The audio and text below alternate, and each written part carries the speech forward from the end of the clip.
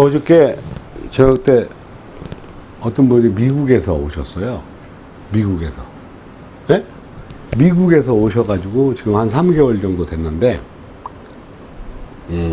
미국에서 24년간을 하셨대. 그래서 그 무술생이면은 뭐 60한 3세 된 거죠. 남자분인데. 안녕하세요. 만나 상담을 하는데.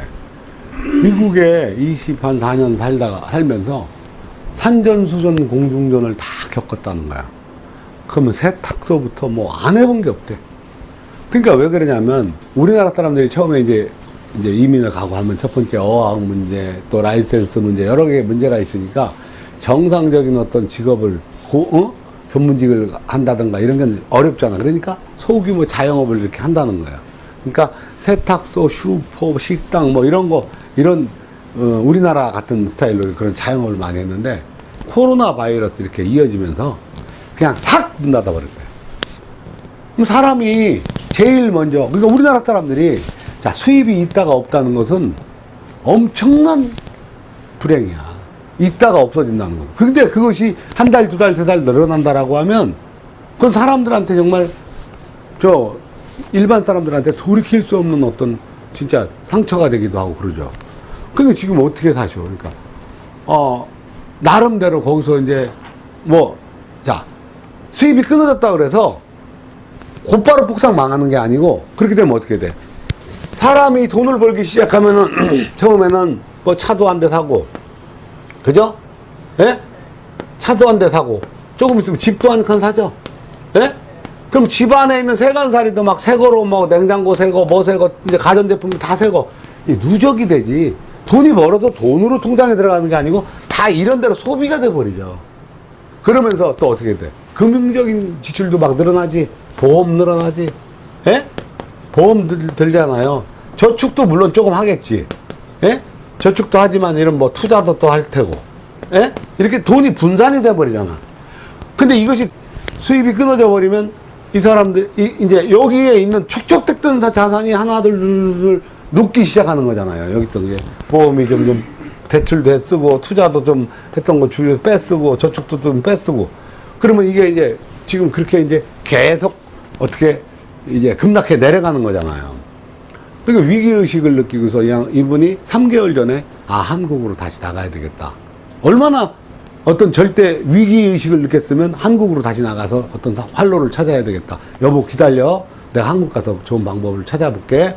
그리고 3개월 전에 와서 전에 이제 투자했던 부분이나 뭐 이렇게 아는 사람들 이렇게 만나서 전에 어떤 채무관계나 채권관계나 있으면 다 손을 절레 흔들더라는 거야.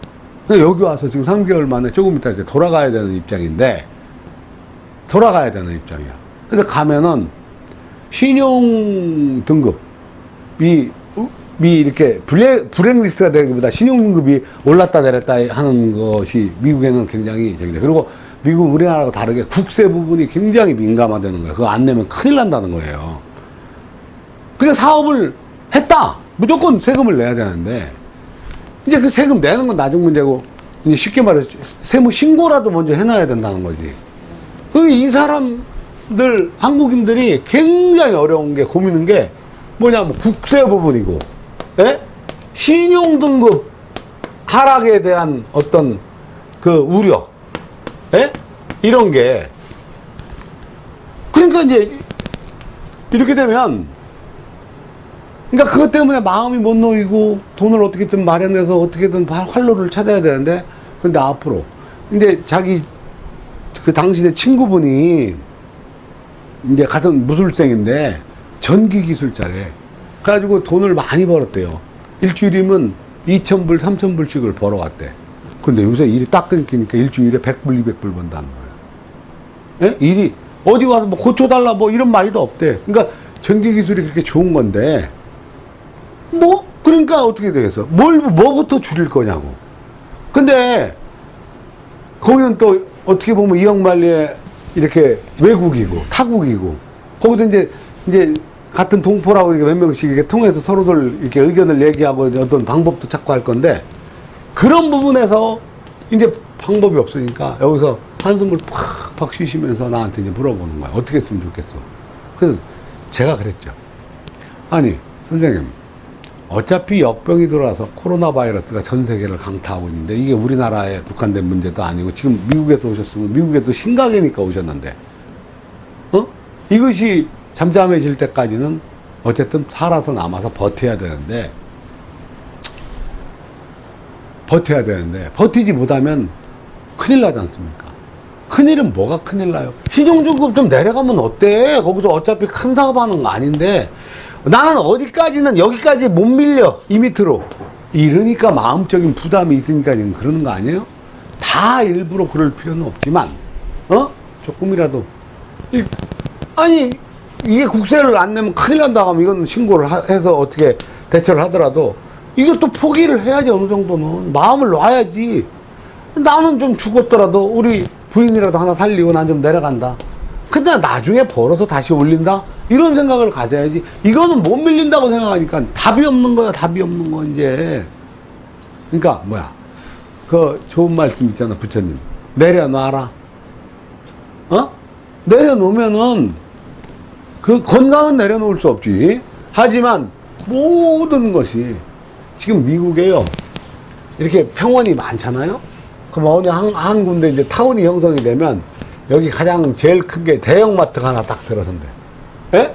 그 전국적인 대형마트가 몇 개 브랜드가 딱 들어서면, 이게 서면 이 주변으로 상권이 만들어지고, 완전히 여기가 이제 버글버글 하다가 또 하나 가면은 이 대형마트가 하나 있고, 그러면 또 여기서 막 타운이 형성이 되고, 대형마트들이 싹 다 닫기 시작하는 거야, 다. 대형마트들이, 카트 끌고 다니는 대형마트들이 싹 다 문을 닫기 시작하는 거야. 그 말은 뭐야? 절체절명의 위기를 내몰리고 있어요.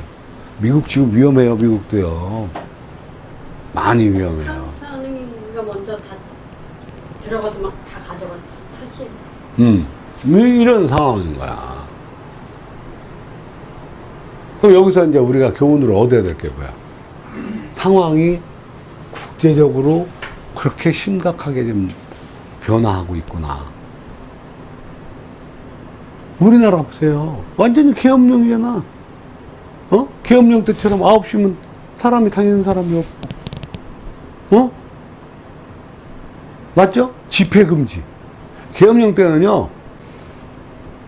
아니, 동네에서 공차고서 한 20명이 짜장면 집에 가서 짜장면 쭉 방에 들어가서 먹는데 잡으러 왔어, 고등학생을.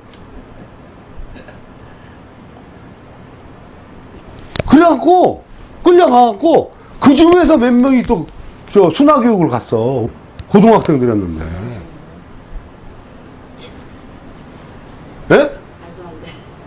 아니, 무슨 말인지 알지? 동네에서 축구했다니까. 축구하고서 땀 흘리고 나서 한 11명이니까 21명 되는 거지. 야, 짜장면 먹으러 가자. 고등학생들이 쫙 모여서 막 맛있다 어쩌고 이제 짜장면 먹다가 군인들이 와서 쫙 쓴 거예요. 그거 끌려갔어. 갑자기 묶고 다 줄줄줄줄. 그 중에 몇 명은 순화교육 갔다 왔다니까. 예? 삼성교육? 예. 삼성교육대 갔다 왔어. 갔다 한 달 뒤에 나왔어. 싹 까졌어, 아주. 얼굴 싹 까매갖고 막 이런데 다 까졌어. 야, 어땠냐? 말을 안 해, 내가. 놀래가지고. 지금은 그 얘기 해. 얼마나 놀랬나.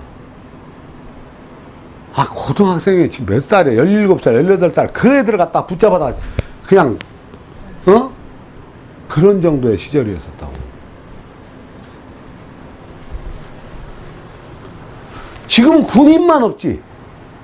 지금은 삼성교육대를 안 보내고 자가격리를 보내잖아.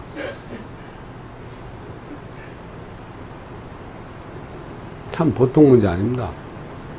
그러니까 사람들이 코로나 때문에 죽는 게 아니고 경제, 생활고에 죽겠다고 하는 말이 이제 나오는 거야. 큰일들 났네.